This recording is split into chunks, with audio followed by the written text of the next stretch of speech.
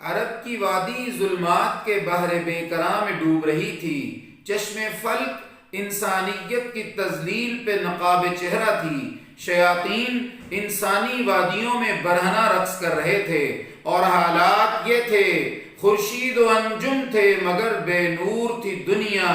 خدائی جگمگائی جب زمیں پہ آدمی آیا،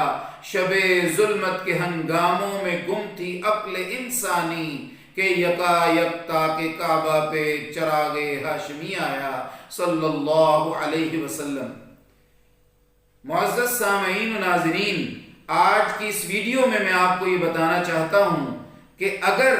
اس دنیا کے اندر ساری کائنات میں سے سب سے اعلیٰ و عرفہ ذات حضرت محمد رسول اللہ صلی اللہ علیہ وسلم دنیا میں تشریف لائے اور وہ ہمیشہ یہاں نہیں رہے تو پھر کسی بھی انسان نے یہاں زندہ باقی نہیں رہنا۔ آپ نے یہی پیغام اپنے صحابہ کو سکھایا، معاشرے میں فلوٹ کیا، جس کی وجہ سے معاشرے سے کرائم کا خاتمہ ہو چکا تھا۔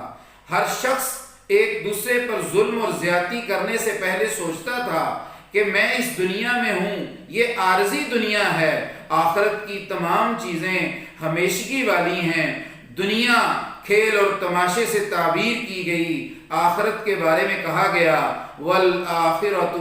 خَيْرٌ وَأَبْقَى، آخرت بہتر ہے اور ہمیشہ بقا والی ہے۔ آج کا انسان یہ سمجھتا ہے کہ اس نے ہمیشہ دنیا میں رہنا ہے اور آخرت کی طرف نہیں جانا، یہ بالکل غلط انسان کا تصور ہے۔ نبی اکرم صلی اللہ علیہ وسلم کی صحیح حدیث ہے، قیامت والے دن دو لوگوں کو لایا جائے گا، ایک وہ شخص جو دنیا میں ہمیشہ ہی عیش و آرام میں رہا، دنیا کی لذتیں حاصل کی، اللہ فرشتوں کے ذریعے سے جہنم کے اندر ایک ڈبکی لگوائیں گے، پھر پوچھیں گے اے انسان تیری دنیا کی زندگی کیسے رہی؟ تو وہ کہے گا میں نے ساری زندگی دکھ درد ہی جھیلے ہیں، میں نے آسانی عیش و آرام تو کبھی دیکھا ہی نہیں۔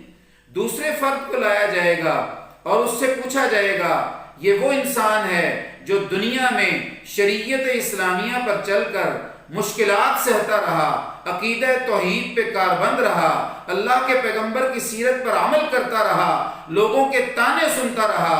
تنگیاں، تکلیفیں، پریشانیاں، غربت سہتا رہا، لیکن اللہ کی بارگاہ میں جب پیش کیا جائے گا اللہ اسے جنت میں ڈبکی لگوائیں گے اور پوچھیں گے اے انسان بتا تیرا کیا حال ہے؟ وہ بتائے گا میں نے ساری زندگی کبھی دکھ درد دیکھا ہی نہیں ہے، کوئی مجھے تکلیف آئی ہی نہیں ہے۔ یہ حال ہوگا قیامت والے دن۔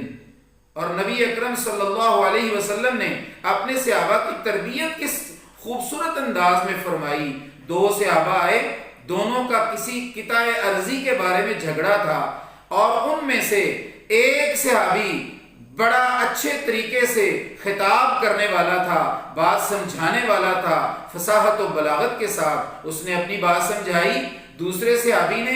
تھوڑی سی گفتگو کی اور وہ زیادہ فصیح و بلیغ گفتگو نہیں کر سکتا تھا۔ اللہ کے پیغمبر علیہ السلام نے کہا اے میرے صحابہ سن لو، میں اگر تمہاری زبان کی تیزی کی وجہ سے کسی کو یہ قطع ارضی دے دوں تو یاد رکھو اگر اس کا حق نہ ہوا تو اس کے گلے میں